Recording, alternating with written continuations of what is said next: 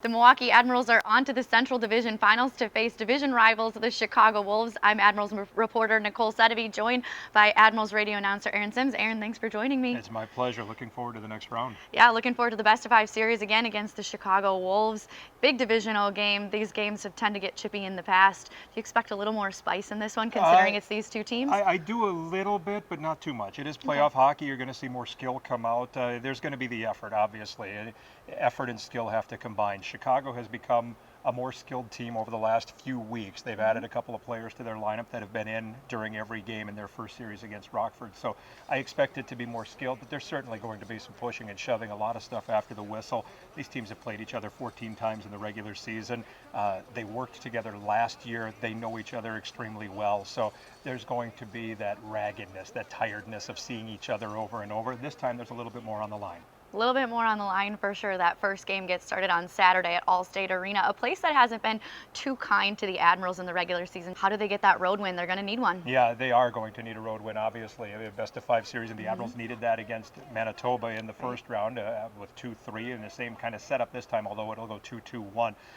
The Admirals did win the last game down there. They had 3 power play goals, so 2-5 they finished on the season after the April 23rd win. They're going to have to play the way they did against Manitoba. In the wins against Manitoba, and even though Manitoba outshot them in every game, the Admirals limited second and third chances, and they forechecked hard. They crashed hard, and in that fifth game, that deciding game that the Admirals won 2-1, the Admirals did a lot of things that Manitoba wasn't expecting or weren't prepared for or whatever. And the Admirals need to do that again against Chicago. Now, I'm not saying that Chicago won't be prepared or ready for all of this, but what I'm saying is the Admirals' will needs to be better than Chicago's will. And that was the case when the Admirals beat Manitoba in the Game 5. Use that word prepare, that preparation. Chicago swept Rockford in their semifinal series, has time to rest and prepare. The Admirals have 5 games here in between series. How do they come out the more energized team? Well, energy I don't think is going to matter too much. I mean, both of these teams finished on Sunday. Both of these teams don't again play. They'll meet on Saturday night. So I'm not so worried about that. The Admirals had to use their depth a little bit. Alex Biega left the team, so a couple of players had to step in, and Matt Tennyson was injured. This break gives Matt Tennyson a chance to heal up the other Admirals players. I mean, it's the playoffs, so there's a lot of ice packs. There's a lot of bruises. There's a lot of time seeing the trainer. Poor Devin Cooley in the first round saw 120 shots in 3 games. I mean, he had an ice pack on the arms. So it gives those players a chance to heal up a little bit going into this next round, which is going to be very important. They say rest is a weapon. This is the time of the year you have to use rest as a weapon because there isn't much time to rest. The departure of Alex Biega, a big veteran presence, gone on that blue line, but you've returned Matt Tennyson, right? Big veteran presence as well. How crucial was his return in Game 5? And Matt Tennyson was big, and he gutted it out. And what it did, not only is Matt Tennyson a quality player, almost 200 games in the National Hockey League and 350 at the American Hockey League level, but Matt Tennyson also, by going out there and kind of showing I'm strong enough to do this, it kind of brought everybody else along. I think it really set the tone. We are not going to be denied in this game, and Matt Tennyson was a big part of it. He didn't play 20 minutes a night like you would expect because he just wasn't physically capable, but he went out there, and when he did, he made the smart plays, he made the tough plays, he put his body on the line. It's what you want from playoff hockey, it's what you expect from your leader, and Matt Tennyson delivered in spades. Yeah, and another big return midway through that Manitoba series was Connor Ingram after he put on that clinic up with Nashville in the Stanley Cup playoffs. His numbers say it all. 55 regular season games, 30 wins, a .915 save percentage. How does he match up against this powerhouse Wolves team? Well, he had a good season against Chicago this year, saving 92%, 2.66 goals against average in the season series. So Connor Ingram, obviously the goaltending is going to play a huge part. It's the playoffs, so the goaltending is going to play a huge part. Chicago will likely go with Alex Lyon.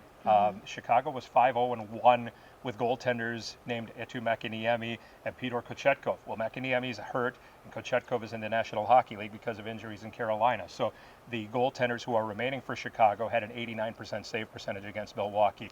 That was key, I think, in the first series against Manitoba. Manitoba's goaltenders did not have the highest save percentage. They weren't tested a heck of a lot, but didn't have the highest save percentage. Same can be said for Chicago. Alex Lyon has only faced 66 shots in 3 games against Rockford. Fewest shots. Chicago does not give up many shots. They outshoot their teams frequently. So that's, again, part of this series is, will Chicago get the high danger shots that they need to win? They do. they're able to figure it out. They had the best record in the league. They had a 48-goal scorer in Stefan Nason. They had a 100-point scorer in Andrew Podorowski. It's a very, very dangerous team. Who else is key to you on this Admirals roster in this series? Well, on the Admirals, you got to look at Tommy Novak, I think, Cody Glass, guys like that. But also, the Admirals, you would think in this series, Chicago, they had played Kyle Marino in some games. Kyle Marino's a big, tough guy. He's going to try to wear you down.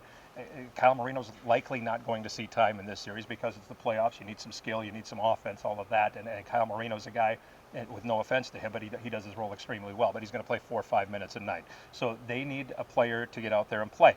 The Admirals have players who can play that rough style, rougher anyway. Now, not that Chicago doesn't, but you look at a guy like Matthew Olivier. You look at a guy like Mitch McLean, Juuso Parssinen. He's only played 5 games in North America, all in the playoffs. He has 2 points, and he has played that gritty, physical game. So it's those types of players that can hopefully wear down the Chicago Wolves a little bit, especially in the offensive zone, and get some things working. Get that cycle going, and let's see what happens. The Admirals need to wear them down. Coach Carl Taylor said that they come out and battle for each other, play for each other, demand more from each other in the playoffs. How are you gauging this team going into the series in regards to that? I think they do that very well. I mean, this team is invested in one another. I mean, they've gone through some lows, very low. At the beginning of the season, they were 5-12-1. And some highs. They had long winning streaks. They've had, since January 13th, they've played at a 686 clip. So they've been a very, very good hockey team.